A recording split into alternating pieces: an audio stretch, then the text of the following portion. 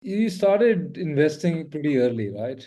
And now it's like 140. What are you thinking about it? I mean, the price sales is ridiculously high. The forward P is all the traditional matrices if you see is out of the whack, unbelievably, incredibly high. I think let's talk about your what how did you handle this up? Have you sold something on top and booked Yeah. some I profit? mean, for me, I like selling covered calls.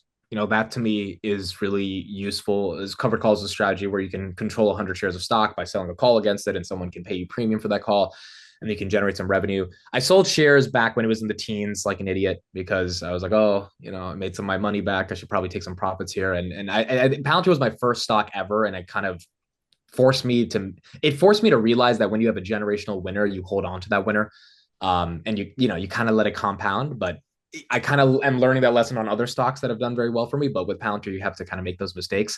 I have a lot of friends that also, sold at 60, 70, and now it's at 140. They feel kind of done. I mean, Alex Karp sold a ton of shares at 30 and 40. Could have held on for a 3x. So it's one of those things where none of us expected it to compound this aggressively. Like, we all thought it would be a big company. We didn't think it would happen in 2 years. Mm. And that is what surprised everyone. Like, no, because like at the end of the day, as ambitious as we were, none of us thought it would be a $300 billion market cap after being a $20 billion market cap 2 years ago. And for us to have that level of delusion is a bit irresponsible from an investing perspective, right? You have to be somewhat practical. This was absolutely not practical at all, and it changed the lives of so many people. But now the question is, can it hold that valuation? And that I don't know. What I will say though is that to answer your question about how do we deal with the stock price right now, I'm not selling right here. I actually bought more at 120.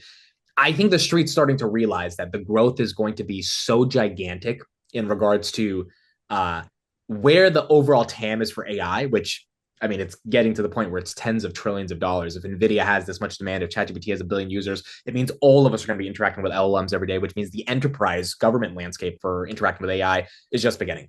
And although Palantir's valuation is aggressive at 300 billion, I think the market's pricing in a lot of that growth. And I also think people are just realizing they don't want to miss this story. It's some names you just don't want to be out of because you just believe the story is going to continue to proliferate.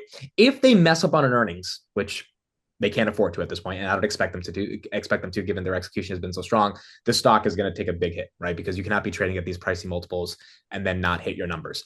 But if they keep beating and raising on earnings, I think the sky's the limit. And does the valuation still get justified if that's the case? Probably not. But the conventional metrics to justify a valuation using price to sales, price to earnings are just not how you value Palantir. It's never been how you value Palantir. And I think a lot of people are recognizing that they want to be part of the story. And if this dips 10, 20, 30%, people will buy that dip because they see this as a once in a lifetime company.